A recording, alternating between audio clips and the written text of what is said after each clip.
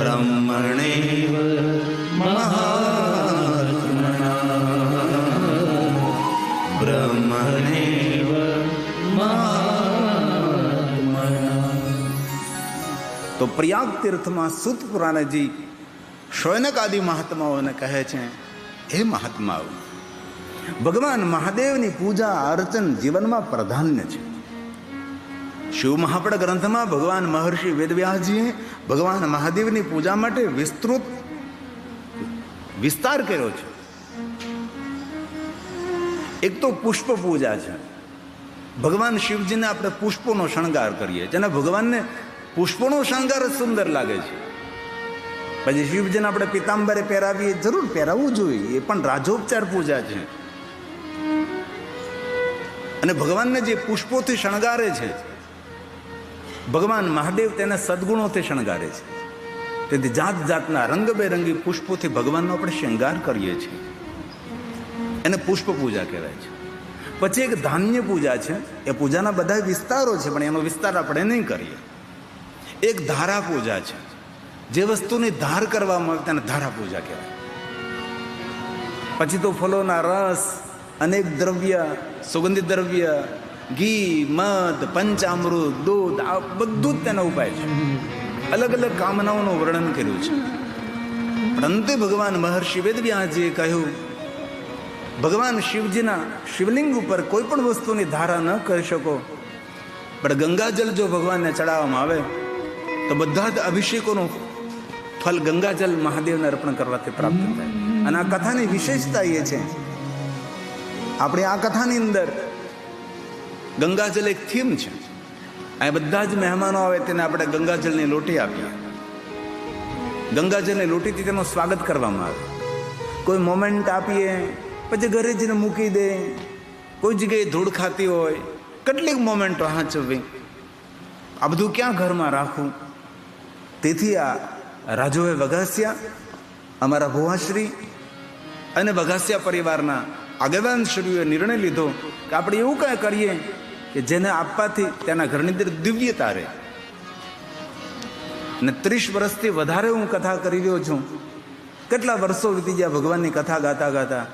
આ વઘાસિયા પરિવારને પહેલો વિચાર એવો આવ્યો કે આપણે કથાની અંદર ગંગાજલ સૌને આપીએ, આપણને ગંગાજલની લોટી આપીએ અને સુંદર ગંગા આરતી કરીએ. આમ કથા પૂર્ણ થાય 6 વાગે આપણે, એટલે બહાર જે બહેનો ભાઈઓ બેઠા હોય, એટલું સુંદર દિવ્ય વાતાવરણ હોય છે, એટલી સુંદર આરતી કરતા હોય, એટલી મોટી સંખ્યામાં બહેનો ભાઈઓની ઉપસ્થિતિ હોય. સુંદર ભક્તિ ભાવથી પરમાત્મા તરફ સમર્પણ ભાવ રાખી અને ગંગા આરતી થતી હોય છે. અને કેટલું સુંદર અંદરથી આપણને અહેસાસ, અનુભૂતિ થાય કે જાણે હરિદ્વારમાં બેઠા બેઠા આપણે માતા ગંગાની આરતી કરીએ છીએ.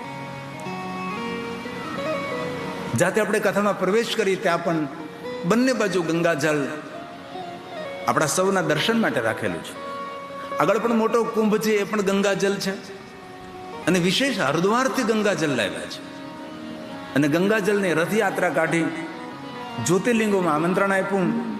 પૂરા ગુજરાતની અંદર ગામડે ગામડે ગંગાજલની યાત્રા ફરી. સુરત પણ ગંગાજલ યાત્રા આવી હતી. અમને પણ એ દર્શન કરવાનો અવસર મળ્યો હતો. અને સમાજને એક નવો વિચાર આપવો, એ પણ એક સમાજની સેવા છે. એક નવો વિચાર પૂરો પડે. બાકી તો બધી કથામાં મોમેન્ટ હોય, પૂઠાની બનાવેલી હોય, પ્લાયની બનાવેલી હોય, આપે લઈ જાય લોકો, ઘરે કોઈ જગ્યાએ મૂકી દે. પણ ગંગાજલ તો વસ્તુ એવી છે કે મંદિરમાં શોભે. લોકો મંદિરમાં જઈને મૂકે, કોઈ શુભ પ્રસંગે તેના ગંગાજલનો સદુપયોગ કરે. ગંગાજલ તો ગંગાજલ. તેથી ભગવાન વ્યાસે કહ્યું કે શિવજીને ગંગાજલ ચડાવો એટલે બધી જ પૂજા તેની અંદર પૂર્ણ થાય. આ શ્લોક ભગવાન વ્યાસ બોલ્યા છે.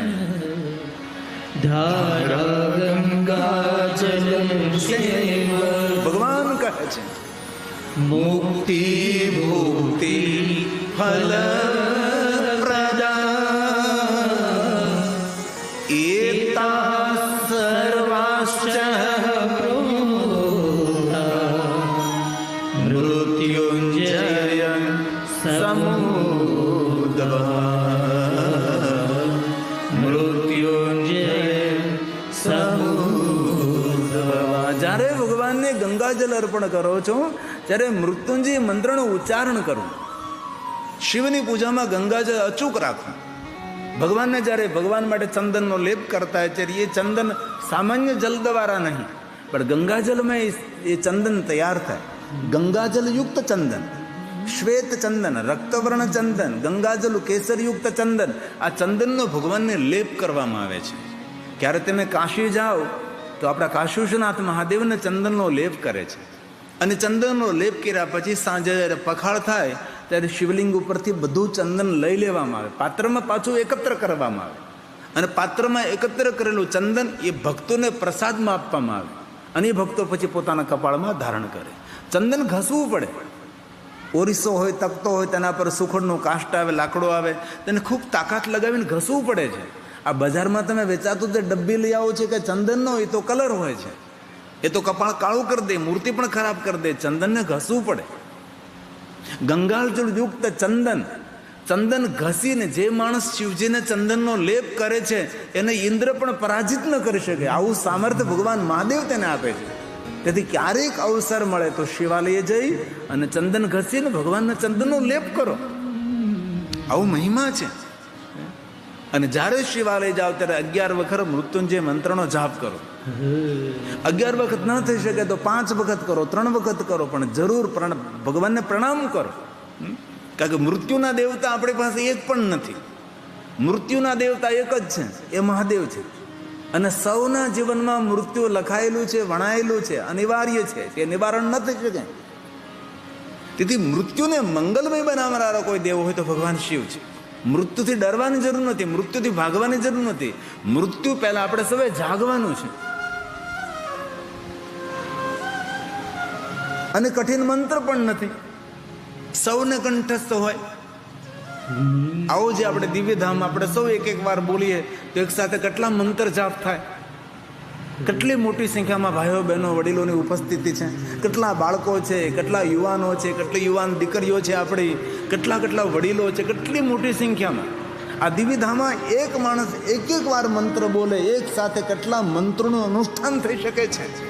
તમે કલ્પના તો કરો. આશા રાખું છું આપ સૌને કંઠસ્થ છે, આપ સૌને મુખપાઠ છે. સુંદર સુમધુર ધ્વનિ વાયુમંડળમાં મિશ્રિત થાય એવું આપણે સૌ કરીએ. આપણે તો દિવ્યધામની ઉર્જા છે, એ ઉર્જામાં વૃદ્ધિ કરવી છે. આવતા સમયમાં કોઈ અહીંયા પગ મૂકે તો તેને અનુભૂતિ થવી જોઈએ કે અહીં કોઈ ઉર્જા છે. જેમ બગાસા સમાજના પ્રમુખ શ્રી એમાં રાજુભાઈ કહ્યું, કેટલું વાવાઝોડું બધું છિન્ન ભિન્ન થઈ ગયું, નજર આમે મલોખા ઉડે મંડપ ઉડતો હતો.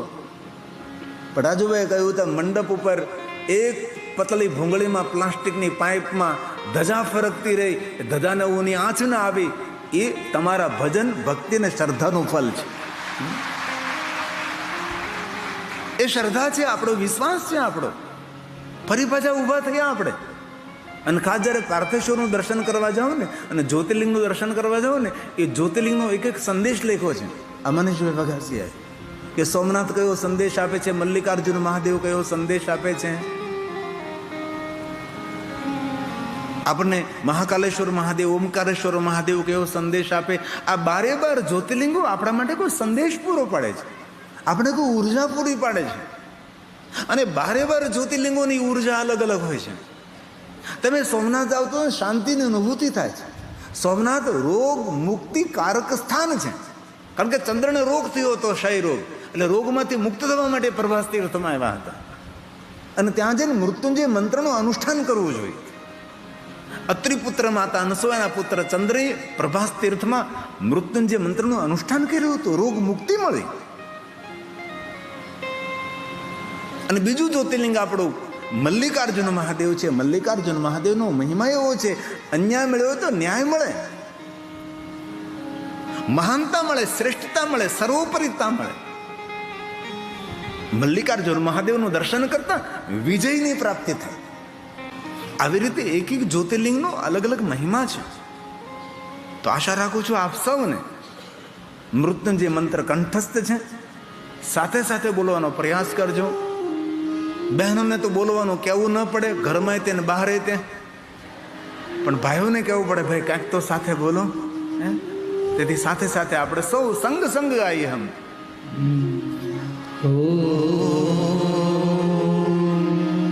મૃત્યુંજય મહાદેવ ત્રાહિ મામ શરણાગતમ. બોલીએ સાથ में. જન્મ મૃત્યુ જરા વ્યાધિ પીડિતમ કર્મ બંધને. તમારો વાસ સાથે જોડાય એવી પ્રાર્થના છે. તેથી આપ સૌ બોલો, એટલા માટે બોલાવું છું. અહીં સુધી સંભળાવું છું, એટલો મોટો સમૂહ છે. ભાવ છે, આદર કે સાથ. શાબાશ. મૃત્યુંજય મહાદેવ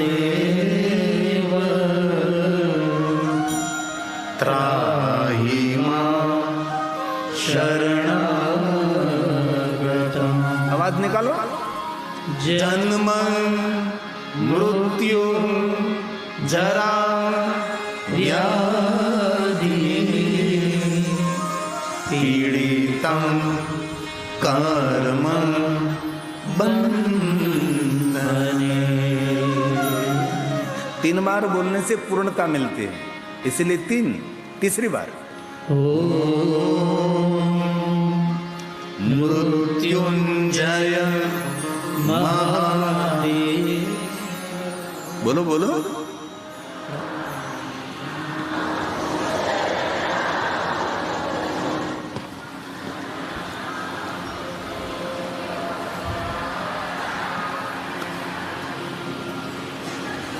એટલું તો શીખવું જોઈએ હવે ભાઈ.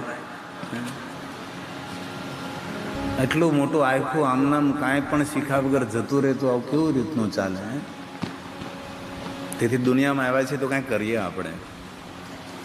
થોડા મંત્ર સ્તોત્ર કંઠસ્થ કરીએ, આનંદ આવે. આપણે દેવાલય શિવાલય ગਏ તો બોલવાનો કેટલો ખુશી થાય, કેટલો આનંદ થાય. આપણને આખા ગામના નામ આવડતા હોય પણ એક આ મંત્ર ન આવડે. આયા જો જગ મેં, કાંઈક તો કરીએ આપણે, કાંઈક તો કરીએ.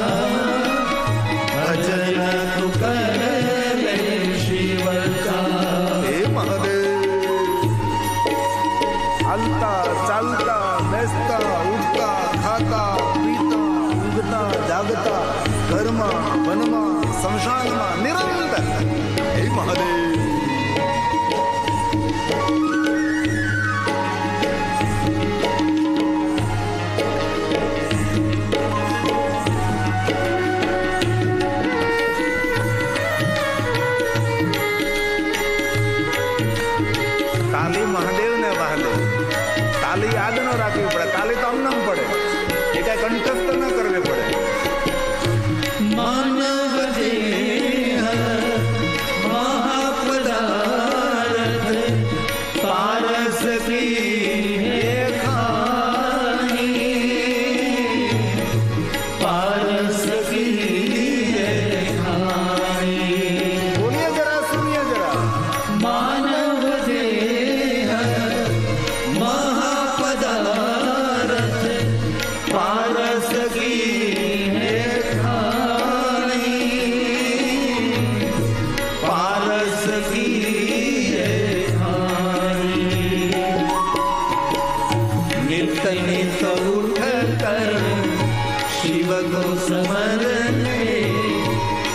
नित उठ कर शिव को समर ले, जीवन धन्य बना ले। भजन तू कर ले शिव का, भजन तू कर ले शिव का, भजन तू कर ले। आइए साथ में गा रहे हैं। आया जो जग में कर ले तू सेवा, आया जो जग में कर ले तू सेवा, जाना है एक दिन अकेला। भजन तू कर ले शिव का।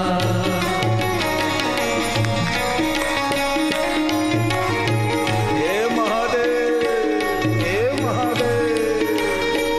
शाबाश बहनों, हमने तो ताળી પાડતા નથી આવડતું,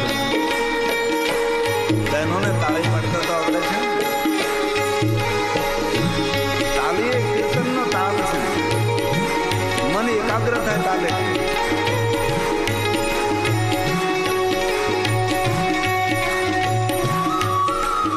હે મહાદેવ, હે મહાદેવ, હે મહાદેવ. શાબાશ. संत चरण रज अंग लगाऊं, चरणों में शीश नवाऊं, चरणों में शीश नवाऊं। संत चरण रज अंग लगाऊं, चरणों में शीश नवाऊं, चरणों में शीश नवाऊं। સુનિए જરા. तन में शिव है, मन में शिव है, तन में शिव है, मन में शिव है, रोम रोम शिव रहना। भजन तू कर ले शिव का, भजन तू कर ले शिव का, भजन तू कर ले। साथ में बोले.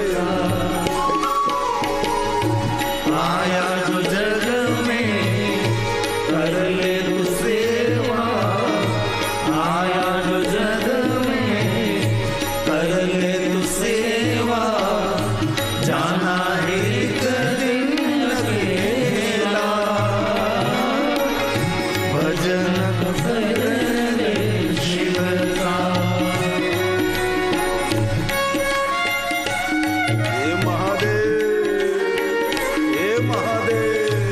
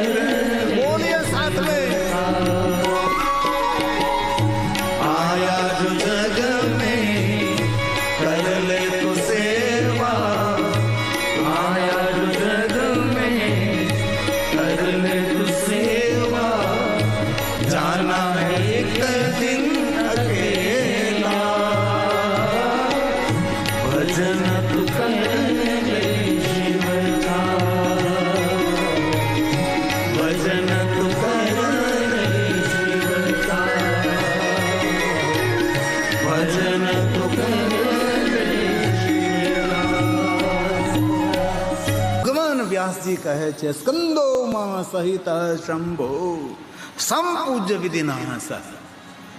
આ વાત યાદ રાખવાની. જ્યારે ભગવાન મહાદેવની પૂજા કરવા જઈએ શિવાલયે, ત્યારે ભૂલ્યા વગર ભગવાન કાર્તિકેયને યાદ કરવા. આપણે શિવાલયે જઈએ છીએ, ગણેશ ભગવાનને તો પ્રણામ કરીએ, પણ કાર્તિક સ્વામીને ભૂલી જઈએ છીએ.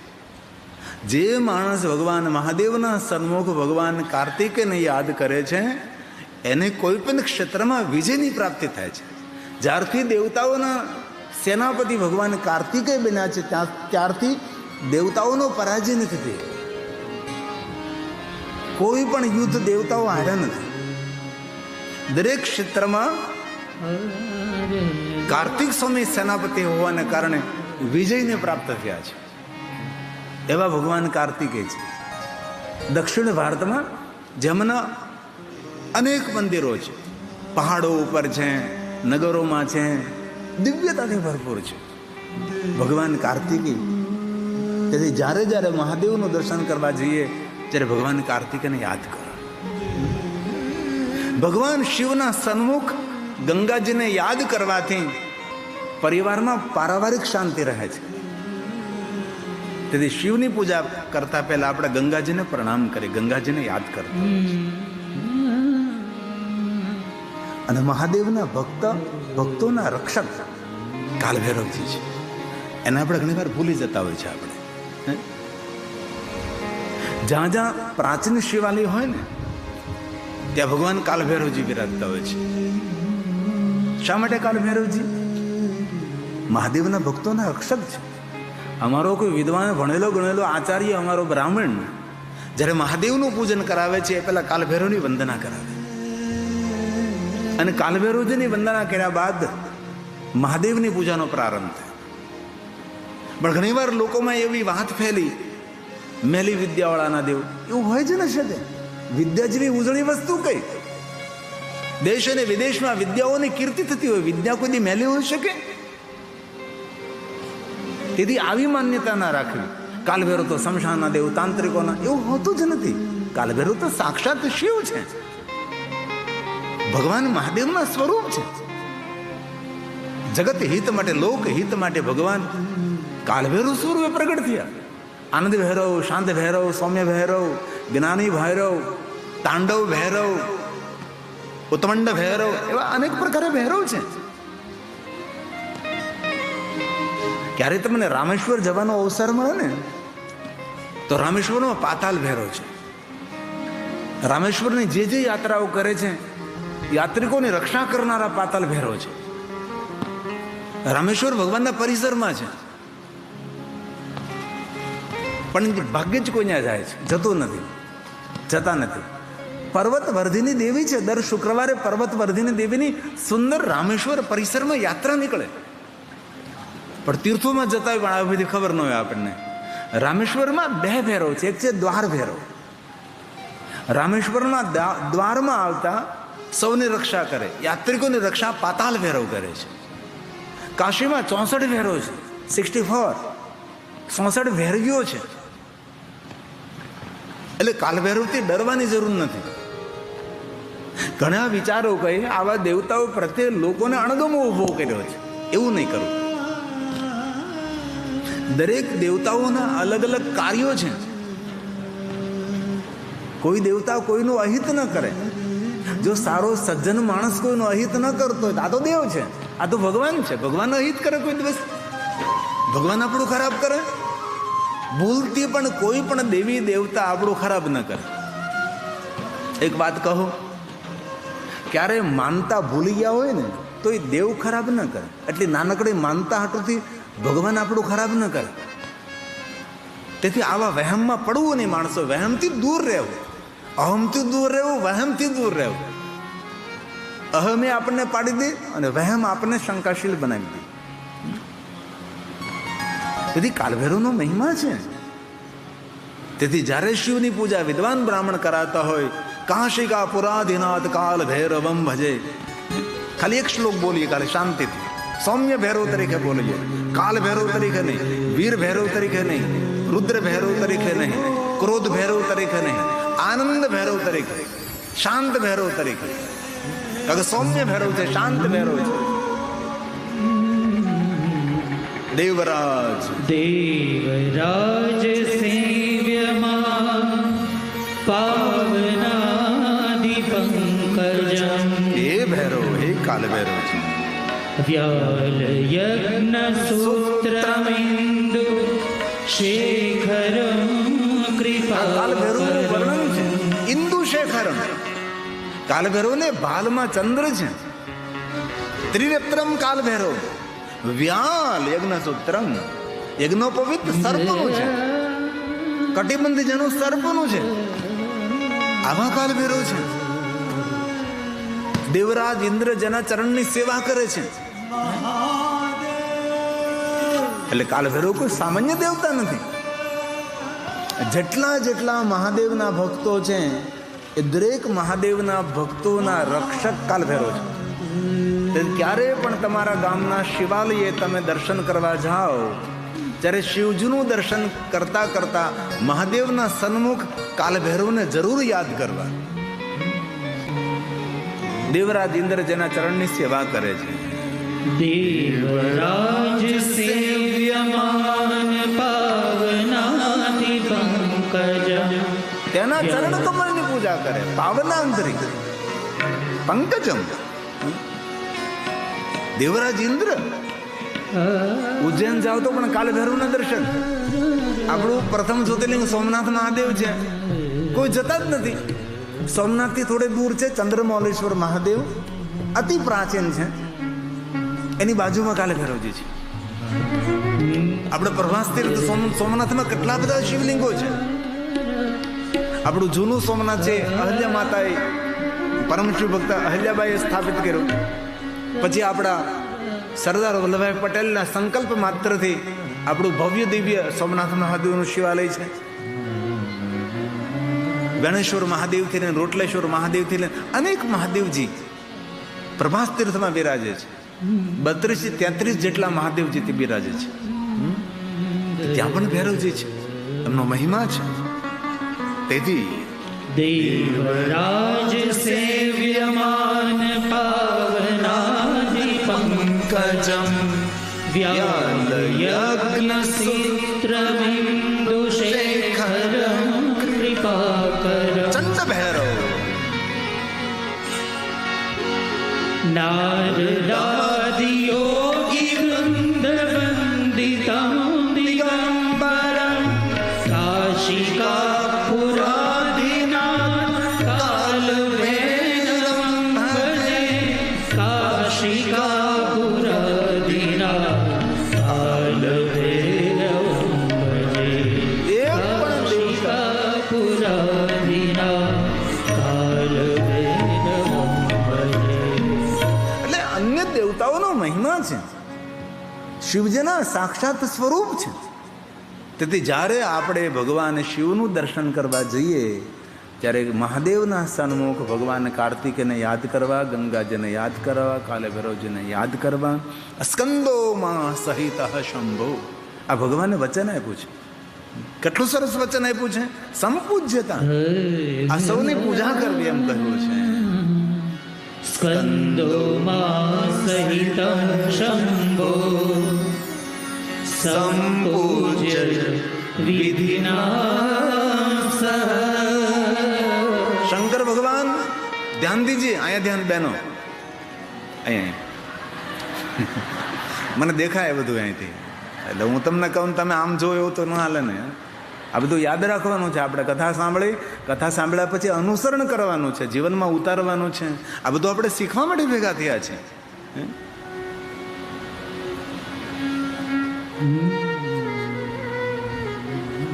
ભગવાન ગણેશજી, ભગવાન કાર્તિકેયજી, ભગવાન શિવજી, મા પાર્વતી, આ બધાને આપણે યાદ કરવાના. તદવદામિ યથાશ્રુતમ, ભગવાને એમ કહ્યું કે એમનો મહિમા કહું છું. યથાશ્રુતમ, તમે સાંભળો.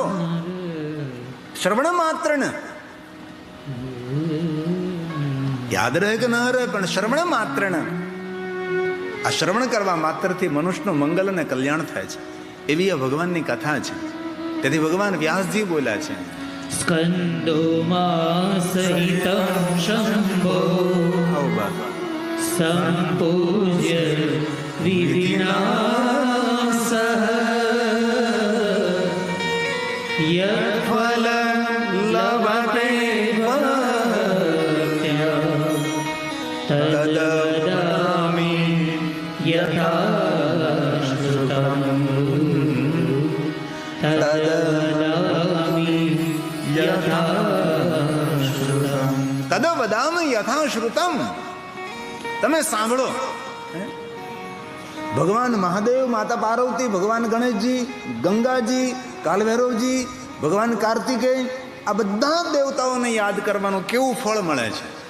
ભગવાન શિવજીના શિવાલય તો આપણે જઈએ ત્યારે આપણે શું કરવું જોઈએ એની ખબર આપણને હોવી જોઈએ. આપણે શિવાલય તો જઈએ છીએ. આપણે જો એક વસ્તુ યાદ રાખજો ભાઈઓ, આ બહેનો યાદ રાખવા નથી ભાઈઓએ. જ્યારે શિવાલયે જાઓ ત્યારે ભગવાન શિવજીને ભૂલ્યા વગર દંડવત પ્રણામ કરો. અને દંડવત પ્રણામ પુરુષો જ કરી શકે છે. બહેનોને દંડવત પ્રણામ કરવા માટે આપણા શાસ્ત્રોમાં અનુમતિ નથી આપી. તો પ્રશ્ન એ થાય કે બહેનોને શા માટે દંડવત પ્રણામ કરવાની અનુમતિ નહીં મળી? કારણ કે દંડને પાત્ર નારી નથી, નારી પૂજ્ય છે. અમારા શિવાલયમાં આપ જાઓ તો શિવજી નીચે બેઠા છે, પાર્વતી 3 ફૂટની ઊંચાઈ ઉપર બેઠા છે. એટલે નારીનું સન્માન છે, નારીનું સ્વાગત છે. તેથી નારી શરીરને દંડવત કરવાનું નથી કહ્યું. એવું તમને અધિકાર નથી એવું નહીં. ઘણા માણસો એમ કે બહેનોએ નમઃ શિવાય બોલવું, શ્રી નમઃ શિવાય બોલવું, ઓમનો ઉચ્ચારણ નહીં કરવું. કારણ કે ઓમથી ભરપૂર ઉર્જા ભરપૂર નારી શરીર છે. જેટલી નારીમાં ઉર્જા છે એટલી પુરુષમાં ઉર્જા નથી. તેથી પુરુષે ઓમનું ઉચ્ચારણ કરવું પડે છે, ત્યારે તેમાં ઉર્જા સંચિત થાય. બહેનો નમઃ શિવાય બોલે તો પણ તેને સંપૂર્ણ પૂર્ણ ફળ મળે છે. તેથી જ્યારે શિવાલય જાઓ ત્યારે ભગવાન શિવને દંડવત પ્રણામ કરો. દંડવત કેવી રીતે કરાય? ભગવાન મહાદેવને સામે દંડવત ન કરાય. દક્ષિણ દિશામાં આપણા પગ રહે, ઉત્તર દિશામાં આપણું માથું રહે, એવી રીતે ભગવાનને બાજુમાંથી પ્રણામ કરાય, સામેથી નહીં. અને જ્યારે શિવાલય જાઓ ભૂલ્યા વગર ભગવાન શિવજીની પરિક્રમા કરજો. શિવજીની પરિક્રમા કરવાથી આપણા ભવના પાપો તો ટળે, પણ ભવના ફેરા પણ ટળે. તેથી શિવની પરિક્રમા કરવાનો બહુ જ મહિમા છે. અને એક જ શિવજી એવા છે જેમની પરિક્રમા પૂર્ણ નથી થતી, અપૂર્ણ થાય છે. બધા દેવતાઓની પરિક્રમા આપણે પૂર્ણ કરી શકીએ, શિવજીની પરિક્રમા અપૂર્ણ કરીએ. શા માટે? જીવ અપૂર્ણ છે, શિવ પૂર્ણ છે. તેથી પૂર્ણાનંદની પરિક્રમા અપૂર્ણ જેવું કેવી રીતે પૂર્ણ કરી શકે? તેથી આપણે અધૂરી પરિક્રમા કરીએ. આપણે જલધારીએથી પાછા ફરીએ છીએ, ફરીવાર પાછા જઈએ, પાછા જલધારીએથી પાછા ફરીએ. જલધારીનું જલ હોય મસ્તક ઉપર ધારણ કરીએ, ગંગા સ્નાન કરવાનું, તીર્થ સ્નાનનું ફળ મળે. આવી રીતે શિવજીને 3 પરિક્રમા કરવાનો મહિમા છે. 3 કરો, 5 કરો, 7 કરો, 9 કરો, 11 કરો, આ રીતે છે. અને જ્યારે શિવાલય જાઓ થોડી વાર બેસો, બધા દેવતાઓને યાદ કરો. અને બહુ હૃદયથી કહો છો, જે માણસો રોજ શિવાલય જવાની આદતી બને છે તેની માનસિકતા કંઈક અલગ બને છે. શિવાલય આપણને ઉર્જા આપે, શિવાલય આપણને સામર્થ્ય આપે, શિવાલય આપણને શક્તિ આપે, શિવાલય આપણને જીવન આપે છે. આપણા પૂર્વજો, આપણા વડીલો બધા જ કંઈ નહીં જાણતા હતા એવું નહીં, બધા જાણતા હતા. એટલે ગામ બંધાય પહેલા શિવાલય બંધાતું હતું. ક્યારેક પ્રશ્ન થવો જોઈએ કે આખું આપણું ગુજરાત, આખું આપણું ભારત, કોઈ નગર, કોઈ મહાનગર, કોઈ ગામડું એવું નથી જ્યાં શિવાલય નથી. કારણ કયું આનું? કાંઈક તો તથ્ય હોય, કાંઈક તો એનો અર્થ હોય ને. આ શિવાલયો નિર્માણ કરવાનો અર્થ કયું? અન્ય કોઈ મંદિરો પાછળથી નિર્માણ થાય, પણ શિવજી તો ગામમાં જોઈએ જ. આપણને ઉર્જા પૂરી પાડનાર છે, આપણને શક્તિ આપનાર છે, આપણને સામર્થ્ય આપનાર છે. તેથી ભલે દુનિયા જાય કે ન જાય, પણ જેટલા આપણે મંડપમાં બેઠા છીએ એટલા ભાઈઓ બહેનો આપણે નિયમ લઈએ કે ભલે હજારો ને કરોડો કામ છોડી, પણ અમે 24 કલાકમાં એકવાર અમે શિવાલય જશું. તમને તમારા જીવનમાં અનુભૂતિ થશે. મારે કહેવું નહીં પડે, તમે જ મને આવીને કહેશો કે જો હવે 3 અઠવાડિયાથી જઈએ છીએ અમે, 1 મહિનાથી, 2 મહિનાથી, 6 મહિનાથી, 6 મહિનામાં તો પ્રભાવ દેખાડે તેનો. અત્રિપુત્ર ચંદ્રને ક્ષયરોગ થયો તો બ્રહ્માજી કો 6 મહિના સુધી તું પ્રભાસ તીર્થ મારે, 6 માસ પછી તને આ રોગમાંથી મુક્તિ મળશે. તેથી અવધિ છે 6 મહિનાની. જે કોઈ ભગવાન મહાદેવના સન્મુખ જોઈ આ બધા દેવતાઓને યાદ કરે છે, અત્ર ભુક્તમાં ખિલમ સૌખ્યમ, વચન આપી દીધું ભગવાન વ્યાસે કે તેને દુનિયાના બધા સુખો મળશે. પણ જાવું તો પડે ને આપણે, પગને ચાલતા તો કરવા પડે ને. અનુભૂતિ કરજો. આ તો હું તો ખાલી કહું છું, બાકી તમારે જ આ વસ્તુને સ્વીકારવાની છે અને જીવનમાં ઉતારવાની છે. નવી અનુભૂતિ થશે, એ જવાબદારી મારી. તમે શરૂ કરશો, માનસિકતા, વ્યવહાર, વાણી, વિચાર બધું જ બદલવા લાગશે. આપણું જીવન છે આપણું શિવાલય, આપણી છત્રછાયા શિવાલય, આપણા ગામની છત્રછાયા આપણું શિવાલય છે. તેથી કહ્યું અત્ર ભોક્તવા અખિલમ સૌખ્યમ, બધા સુખો તેને મળશે જે ભગવાન શિવજીનું દર્શન કરશે. અત્ર ભૂત્વા અખિલમ સૌખ્યમ. આ ભગવાનના વચનો છે. કેવા સુખ મળે? પુત્ર પૌત્રાદિ શુભમ. પુત્ર મળશે, પૌત્ર મળશે, અને પછી વચન કેવું આપ્યું કે સૌનું શુભ થશે. કોઈનું કોઈ દિવસ પરિવારમાં અશુભ નહીં થાય. આ કેટલા વચનો ભગવાનના વચનો છે. આ પુરાણના શ્લોક, શિવ મહાપડ ગ્રંથના શ્લોકો છે. શ્લોક એટલા માટે બોલું છું, સર્વ સિદ્ધાંત નિષ્પન્નમ. હું કોઈ કલ્પિત વાત કે બની બેસાડે વાત કે હવામાંથી પકડેલી વાત તમને નથી કહેતો. હું ભગવાન મહાદેવજી જે કહ્યું છે કહું છું. ભગવાન વ્યાસનો પ્રસાદ છે. તતો યાતિ મહેશ. એ જીવને કોઈ દિવસ અધોગત નહીં થાય. અને મહેશ ભગવાન શંકરના લોકની પ્રાપ્તિ થશે. લોકમ સર્વં સુખાવહમ. તેને અંત સમયની પીડા ભોગવી નહીં પડે. અંત સમય તો દરેકનો લખાયેલો જ છે. આમાં કઈ કોઈ તો અમરત્વને પ્રાપ્ત કરી નથી એવું ભાઈ. તેથી ભગવાને વચન આપી દીધું, જે કોઈ ભગવાન મહાદેવનું સ્મરણ કરશે, ભગવાન મહાદેવનું યાદ કરશે, શિવાલય જઈને આ બધા જ દેવતાઓને યાદ કરશે, એના માટે કહ્યું તતો યાતિ મહેશસ્ય લોક સર્વ સુખાવહમ. જીવનના જગતના બધા સુખોની અનુભૂતિ કરી અંતે સુખપૂર્વક આ ધરતી છોડી ભગવાન મહેશના લોકમાં થશે. સુખપૂર્વક. બાકી જન્મ તમારે તો પરમ દુઃખ હોય. મૃત્યુનું દુઃખ કેવું હોય? એક સાથે 100 વીછી ડંખ મારે. એક વીછી કરડ્યો હોય તો આપણે ધાંધણિયા ધોણાવી દઈએ આપણને. હવે એક સાથે 100 વીછી ડંખ મારીને જે પીડા થાય, એ પીડા આ શરીર છોડતી વખતે જીવને થાય છે. તો એ પીડામાંથી મુક્ત થવું હોય તો શિવનું ભજન કરો. શિવ એક એવા દેવ છે, મૃત્યુની પીડામાંથી મુક્ત કરનારા દેવ છે. એને મૃત્યુની પીડા ભોગવતી નથી. તેના માટે મૃત્યુ શ્રાપ નથી. તેના માટે મૃત્યુ વરદાન બને છે. તેના માટે મૃત્યુ ઉત્સવ બને છે. તેથી જીવનમાં શિવ ભક્તિની બહુ આવશ્યકતા છે.